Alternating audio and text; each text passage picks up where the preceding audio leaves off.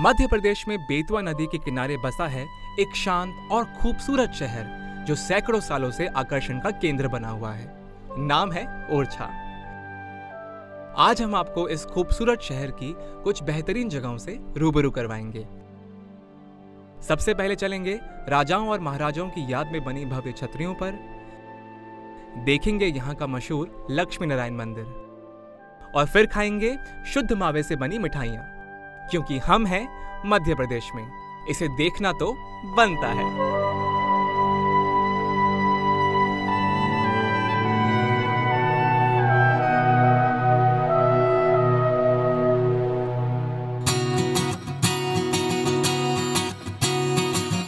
ओरछा यानी वो जगह जो आसानी से नजर ना आए, इसलिए ओरछा को कहते हैं बुंदेलखंड का छुपा हुआ नगीना।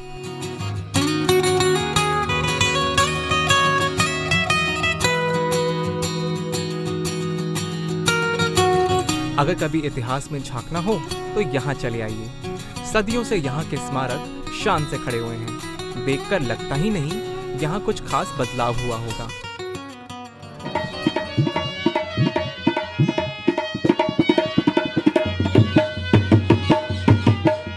उसी गुजरे हुए जमाने का लुत्फ उठाने के लिए I am here. Places are like people.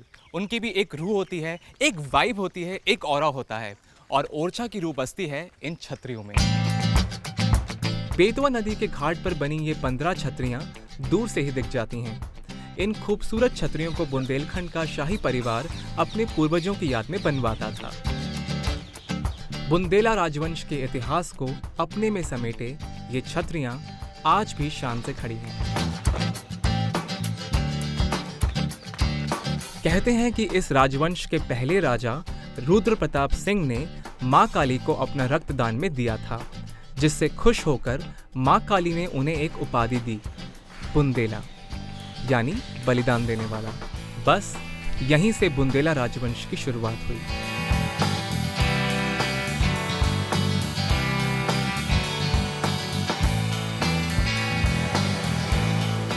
इतिहास पर नजर डालें तो पता चलता है कि बुंदेला राजवंश नर्मदा और यमुना नदी के बीच गढ़कुरार नाम की जगह पर स्थित था।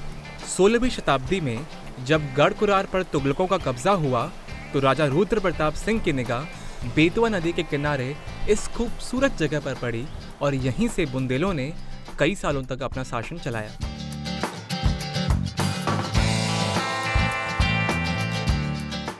ये सभी 15 की 15 छतरियां 3 मंजिला हैं। बगल में बह रही बेतवा नदी की नमी से बचाने के लिए इन्हें जमीन से कुछ ऊपर चबूतरे पर बनाया गया है। पंचायतन शैली के दूसरे स्मारकों की तरह ये सभी छतरियां भी चौकोर यानी स्क्वायर शेप की हैं। इनके बीच में बने शिखर नागर शैली के मंदिरों जैसे बनाए गए हैं। इन छतरियों की एक पहचान और है, तकरीबन पूरी तरह से एक्सटिंक्ट यानी विलुप्त हो चुके गिद्ध। हैरानी की बात यह है कि ये शिखर इन गिद्धों का स्थायी यानी परमानेंट स्थान नहीं है। हर 3-4 दिन में ये सिर्फ एक ही बार यहाँ नजर आते हैं। ये छतरियां जितनी सुंदर और भव्य बाहर से हैं, उतनी ही जटिल और अद्भुत अंदर से भी हैं।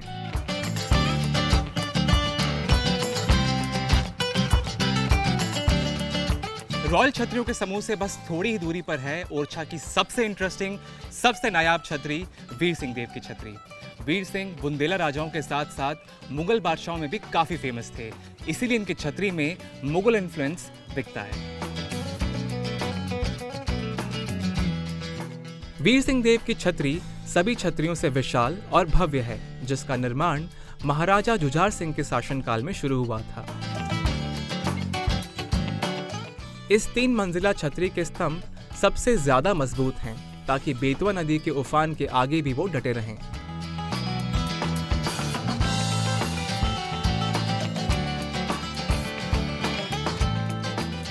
बुंदेला छतरियों से 2 किलोमीटर दूर एक छोटी सी पहाड़ी पर स्थित है ओरछा का दूसरा नगीना, लक्ष्मी नारायण मंदिर।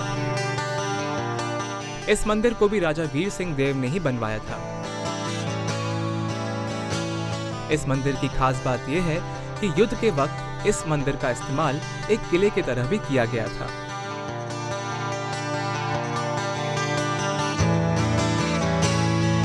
ओरछा को लेकर ऐसे कई दिलचस्प लेजेंड्स और फोक टेल्स हैं जिसको विटनेस करने के लिए I am here.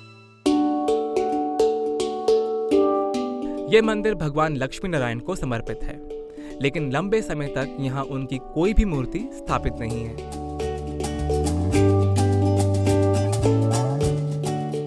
Lakshmi Narayan मंदिर जाना जाता है 200 से 300 साल पुरानी चित्रों यानी फ्रेस्को के लिए, जो मंदिर की दीवारों और छत पर उकेरे गए हैं। ये प्रेरित है रामचरितमानस की कहानियों और 1857 की क्रांति से बुंदेला राजाओं की याद में बनवाई गई है। यहाँ के ज्यादातर चित्र कोयले के बने हुए हैं, कहीं कहीं इनमें रंग भी भरे हुए हैं। कहते हैं कि हैरानी की बात है कि इतना वक्त बीत जाने के बाद भी दान दिया, ये काफी संरक्षित है। ये देखकर काली माँ खुश हो गई और उनको बुंदेला नाम दिया। It means one who offered बलिदान। मैंने तो पढ़ा था कि इस टेंपल में कोई मूर्ति है ही नहीं, लेकिन यहाँ पे तो एक मूर्ति है। ये मिस्ट्री क्या है? यहाँ के स्थानीय लोगों ने बताया कि हाल ही में यहाँ एक मूर्ति की स्थापना की गई है। यहाँ पर बुंदेल और मुगल आर्ट फॉर्म का नायाब मिश्रण देखने को मिलता है। इनफैक्ट मैं यहाँ पे जब घूम रहा था तो मैंने एक चीज नोटिस करी कि यहाँ की पेंटिंग्स में भगवान श्री कृष्ण की जिंदगी को दिखाया गया है। ये छतरियाँ जितनी सुंदर और भव्य बाहर से हैं, उतनी ही कॉम्प्लेक्स और अमेजिंग अंदर से। वाओ, मौसम बहुत खुशनुमा हो चुका है। मैं थोड़ा सा थक गया था, लेकिन यहाँ आने के बाद मेरी सारी राजाओं का शासन है। यमुना और नर्मदा नदी के बीच कहीं बसे गढ़कुरार नाम के इलाके पर था, लेकिन दिल्ली के तुगलकों ने उस पर कब्जा कर लिया। Look at this. और फिर अर्ली 16th सेंचुरी में बुंदेला राजा चार बहुत ही प्यारे गुंबद हैं, इसके साथ ही जालीनुमा ये प्यारे से झरोखे जहाँ से ठंडी ठंडी हवा आती है, और इसके बीचों बीच एक विशाल सा बहुत बड़ा आलीशान शिखर। आर्किटेक्चर के हिसाब से this is the finest example which I have seen in India. यहाँ पे आना बनता है।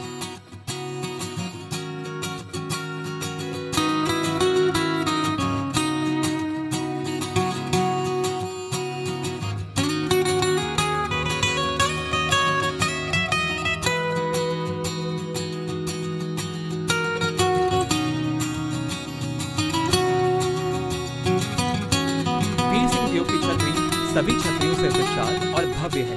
इस मंदिर में देखने के लिए बहुत महाराजा झुंझर सिंह के शासन को लेकर मेरी विश लिस्ट में काफी लंबी है।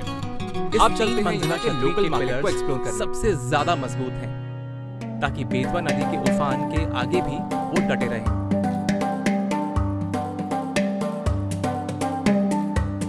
एक ऐसा किला जो है मंदिर, लेकिन लगता है एक किले। हर शहर की तरह ओरछा के बाजार भी भगवान के नाम से मंदिर है। शाम होते ही आसपास के गांव के लोग घूमने यहाँ पे प्रिजर्व हैं ओरछा के। यहाँ उनको तरह तरह 200 से 300 साल पुराने फ्रेस्कोस एंड पेंटिंग्स ये बनवाई गई थी नन अदर देन भारत के अन्य शहरों की तरह। ये जगह है, यहाँ भी लक्ष्मी नारायण स्ट्रीट वेंडर्स को काफी परेशान करते हैं, लेकिन यहाँ लोग उनको मारते नहीं, सिर्फ डराते हैं। मुझे यहाँ पर बहुत ही अच्छी खुशबू आ रही है जो मुझे खींचती हुई लेके जा रही है यहाँ पे। आइए कुछ खाते हैं और टेस्ट करते हैं। आइए। हेलो जी, क्या नाम है सर आपका? शिव शंकर कोहली। शिव शंकर जी, आपके दुकान की मिठाइयों की खुशबू मुझे वहाँ से खींचती हुई यहाँ पे लेकर आ गई। क्या बनाया सर आपने ये? जी कलाकंद है, मिल्क केक। कलाकंद? हाँ, मिल्क केक जिसको बोलते हैं जी। हाँ, और पेड़ा है, बर्फी है। सर मैं देख रहा हूँ कि यहाँ पे तो 1 2 3 तरह के पेड़े। पुजारी ने बताया क्या डिफरेंस है? चीनी का डिफरेंस रहता है। चीनी का? हाँ। अच्छा, तो किसी में कहा जाता है ये इंस्पायर्ड है कौन से ज्यादा वाला से और 1857 रिवोल्ट से। सर ओरछा में कम चीनी वाले ज़्यादा चलते हैं या ज़्यादा चीनी वाले? कम चीनी वाले। मुझे लगा था कि यहाँ पर लोग ज़्यादा चीनी वाले पेड़े खाते होंगे, लेकिन नहीं, आई वाज रॉन्ग। यहाँ पे वो कम चीनी वाले खाते हैं। अब सर इतनी तारीफ कर दी तो थोड़ा चखा भी दो सर।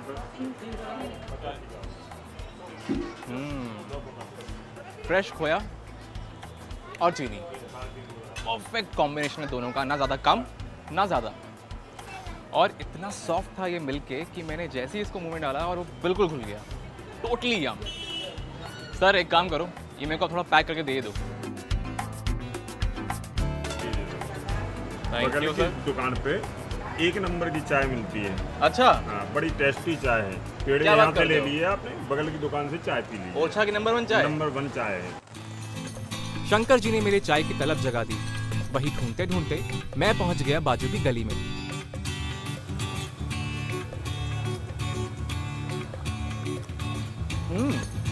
चाय और मिल्क का कॉम्बिनेशन एक्चुअली में अमेजिंग है। आपको भी ट्राई करना चाहिए।